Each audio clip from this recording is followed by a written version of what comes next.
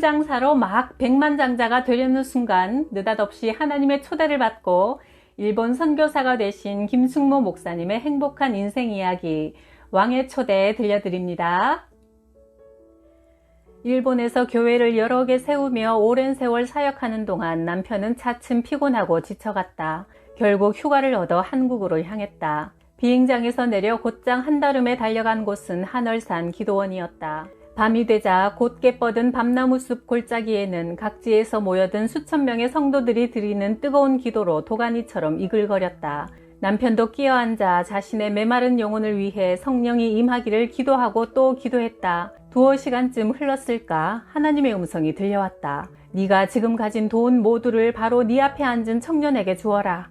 눈을 떠서 앞을 바라보니 웬 청년이 목이 터져라 열심히 기도하는 모습이 보였다. 내가 가진 돈이라면 일본으로 돌아갈 비행기 삭시 전부인데 그 돈을 다 주고 나면 나는 어떻게 돌아가란 말인가? 남편은 일부러 그 청년이 보이지 않게 반대편으로 자리를 옮겨서 앉았다. 그리곤 마음을 가다듬고 다시 기도하는데 그 음성이 또 들려왔다. 하나님, 제가 만일 눈을 떠서 그 청년이 바로 제 앞에 있으면 그때는 두말 않고 그 청년에게 제 돈을 다 주겠습니다. 남편은 의도적으로 청년이 앉은 곳과 멀리 떨어져서 앉아 있었기에 마음 놓고 말씀드린 것이다. 그리고 다시 깊은 기도에 빠져들었다가 무심결에 눈을 떠보니 그 청년이 바로 눈앞에 앉아 기도하고 있는 게 아닌가. 남편은 하는 수 없이 하나님께 제가 졌습니다 하고는 기도하고 있는 그 청년을 불러 주머니에 있는 돈을 모두 털어주었다. 청년은 어리둥절한 표정으로 남편을 바라보았다.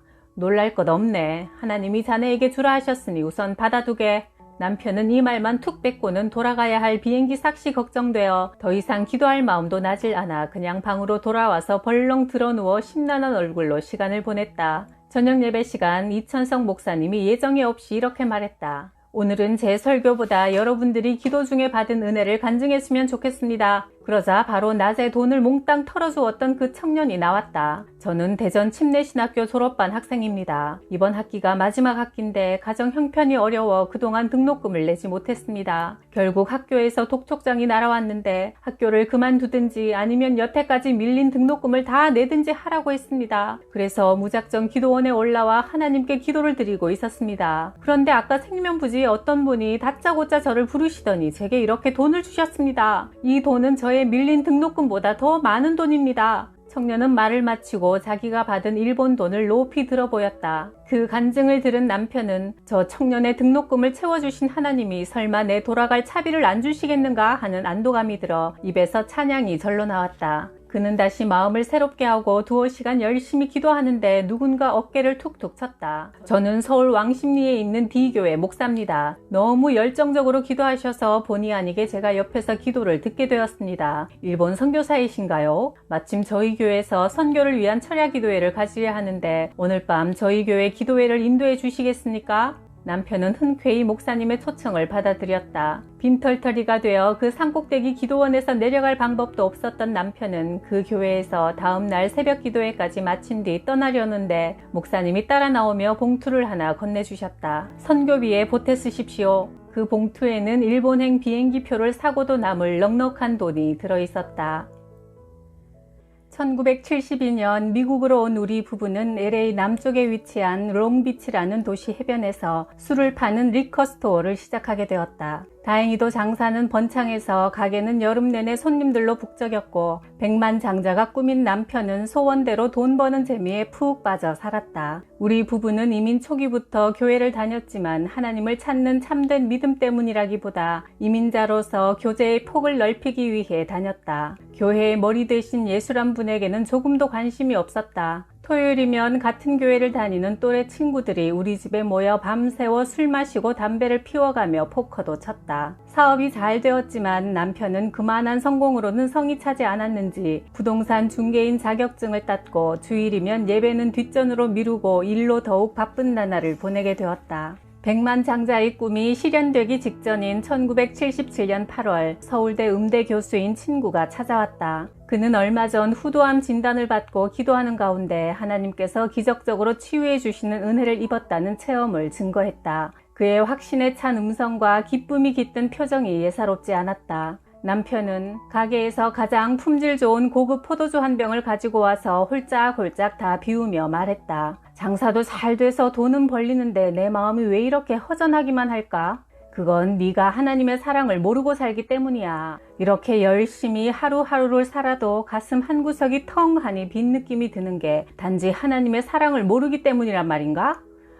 그렇고 말고 우리 마음속에는 우리를 만드신 하나님이 아니면 그 누구도 무엇도 대신 채울 수 없는 공간이 있거든. 그 공간은 하나님의 사랑이 아니면 이 세상 어느 것으로도 메워지지 않아. 너는 지금 그 공간을 발견하고 허전해하는 거지. 때로 어떤 사람들은 영영 하나님을 모른 채 그 허전한 공간을 채우려고 술에 빠지기도 하고 도박에 빠지기도 하지. 그럼 왜 내 눈에는 그 하나님이 안 보이지? 우리가 하나님의 사랑을 볼 수 없는 것은 모두가 다 죄인이기 때문이야. 우리의 죄가 장벽처럼 하나님과 나 사이에 가려져 있어 하나님이 살아계시되 볼 수 없는 거지. 그 죄를 없애야 하는데 죄인인 우리 스스로는 도저히 해결할 길이 없거든. 그래서 하나님이 2000년 전에 우리 대신 속죄양을 예비하셔서 우리의 죄를 그에게 덮어 씌워 십자가에서 죽게 만드셨지. 그 희생양이 바로 하나님의 아들 예수야. 그래? 예수님이 내 죄를 대신 뒤집어 쓰고 죽었다고? 그렇다면 정말 미안한 일이군. 그런데 지금에 와서 내가 무엇을 어떻게 할 수 있지?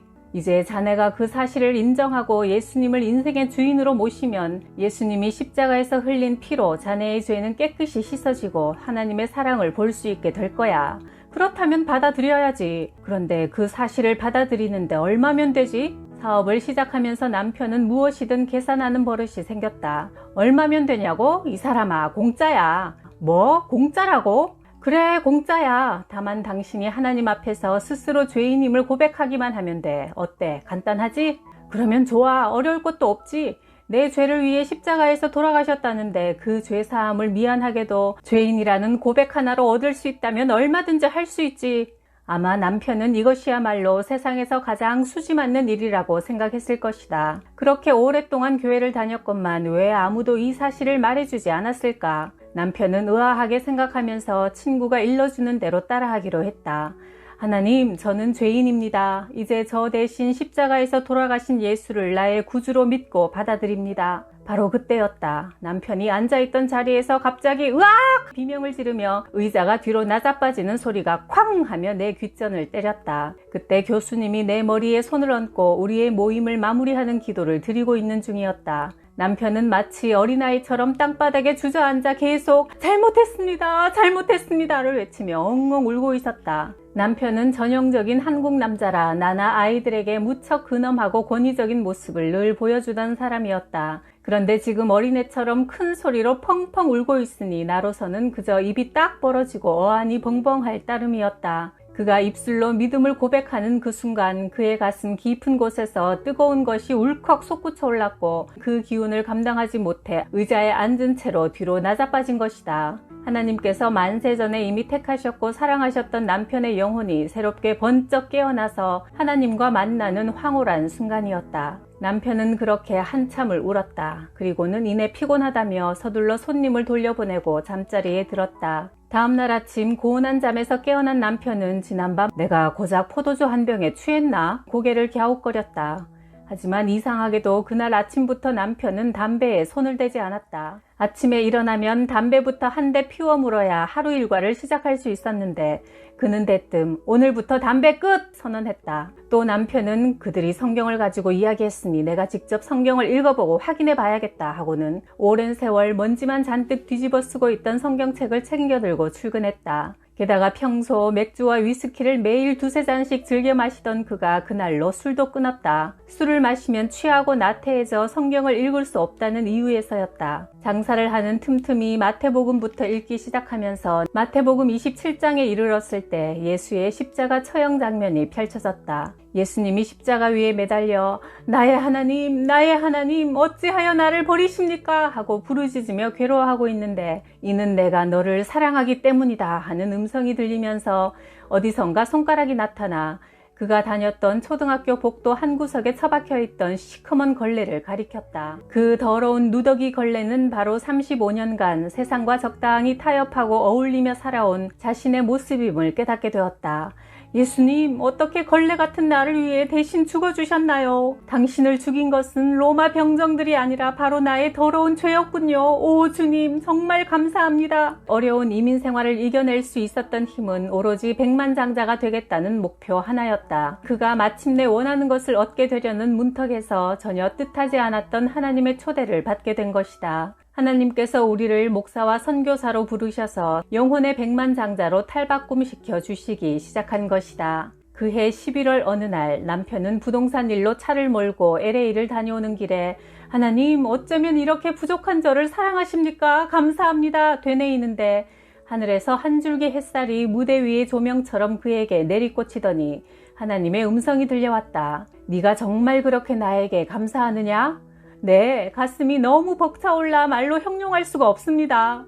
아들아, 내가 너처럼 사랑하는 1억 명의 사람들이 또 있다. 그런데 그들에게 내 사랑을 전해줄 사람이 없어. 그들은 나의 사랑을 아직 깨닫지 못하고 있다. 거기가 어딥니까? 제가 그곳에 가서 아버지의 사랑을 전하겠습니다. 그곳은 바로 일본이다. 주여, 제가 그곳에 가겠나이다. 그는 집으로 돌아오자마자 크게 외쳤다. 하나님께서 나를 부르셨어. 내가 일본으로 가야겠어. 그는 마치 큰 선물을 받아 어쩔 줄 모르고 발을 동동 구르는 어린아이 같이 기쁜 얼굴로 흥분을 감추지 못했다. 우리는 그때까지 번창하던 리커스토어를 정리하기로 했다. 우리 몸은 성령이 머무시는 성전이므로 술 파는 가게를 경영하는 것이 결코 하나님께 영광 돌리는 일이 아니라는 생각이 들었기 때문이다. 그런데 내놓으면 금세 팔려나갈 것 같던 가게가 1년이 지나도록 팔리지 않는 것이다. 남편은 이제 장사는 건성이었고 성경 공부 모임이며 집회를 찾아다니는 일에 더 열심이었다. 가게 운영은 어느새 적자로 돌아섰고 벌어놓은 돈도 야금야금 까먹어갔다. 더 이상은 안 되겠다고 용단을 내린 그가 1978년 12월 크리스마스 장사가 끝난 다음 날 일주일 금식 기도를 작정하고 기도원으로 올라갔다. 금식 4월째 되던 날 하나님의 음성이 힘차게 들려왔다.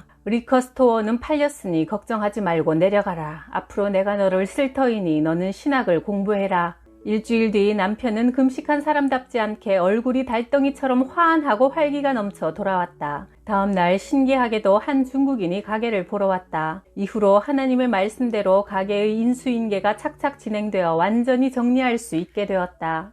당시 친정어머니는 일본에 살고 계셨다. 일본에서는 물의 신, 달의 신, 해의 신 등 온갖 사물의 이름만 붙이면 신이 될 정도로 갖가지 잡신이 숭배를 받고 있었다. 어머니는 빛의 신을 믿고 계셨다. 어머니의 손바닥에서 쫙 하고 빛을 뿜어내는 여성이 있는데 방언도 할 수 있으며 그 빛으로 아픈 사람의 병도 용케 고치는 등 그 위력이 대단하다며 빛의 신 종교법인까지 만들 만큼 그 세계에 깊게 빠져 계셨다. 남편은 장모님에게 자신이 처음 하나님을 만난 날의 경험을 전했다. 그러자 어머니는 친구들을 11명이나 데려와 사위에게 번쩍하고 하나님이 빛으로 오셨던 그 순간의 얘기를 몇 번이나 더 해달라고 하셨다. 그러면서 사실 자신이 섬기고 있던 빛의 신이 완전한 신이 아니라는 느낌을 여러 번 받았다고 솔직하게 고백하셨다. 어머니도 참된 믿음에 목말라 하고 있었던 것이다. 남편이 모여있는 제1교포 부인들에게 인생의 극적인 순간마다 만났던 살아계신 하나님을 열심히 전하자 특히 그 중에는 오랫동안 허리병을 고질적으로 앓아온 분이 계셨는데 놀랍게도 간증이 끝난 후 구부정하게 굽히고 다니던 허리를 쭉 펴고 나가셨다.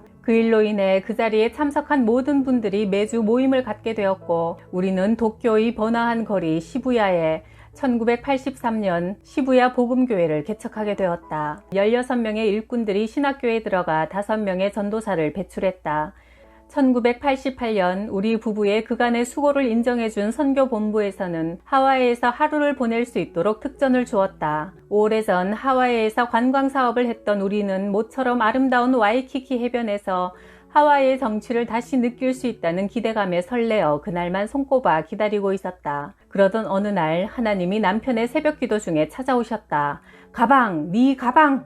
하나님이 이렇게 말씀하셨다. 네? 주님 무슨 말씀이십니까? 곰곰이 생각해보니 떠오르는 사건이 하나 있었다. 예수님을 믿기 전인 12년 전 하와이 호놀룰루에서 어느 큰 가게에서 쇼핑을 했다. 고급스런 가방 하나가 마음에 들어 얼른 집어들었고 그 밖에 사무실에 필요한 문구류를 골라 계산대에 섰다. 그런데 계산원 아가씨가 잠깐 착각을 했는지 $100짜리 가방을 계산해서 빠뜨리는 게 아닌가. 그는 모른 척하고 있다가 문을 나서며 횡재한 기분이 들어 신이 났다. 그런데 세월이 많이 흘러 정작 본인은 까마득히 잊고 있던 그 횡재를 하나님은 잊지 않고 계시다가 이번에 다시 호놀룰루에 갈 때 그 가방 문제를 꼭 해결하고 오라는 숙제를 주셨다. 남편은 하와이에 도착하자 먼저 그 가게부터 찾아보았다. 속으로는 그동안 그 가게가 없어졌기를 은근히 바랐지만 그 가게는 여전히 그 자리에 변함없이 문을 열고 있었다. 그는 망설이다가 내키지 않는 걸음으로 가게에 들어섰다. 그날 계산대에는 여주인이 앉아 있었다. 남편은 머뭇거리다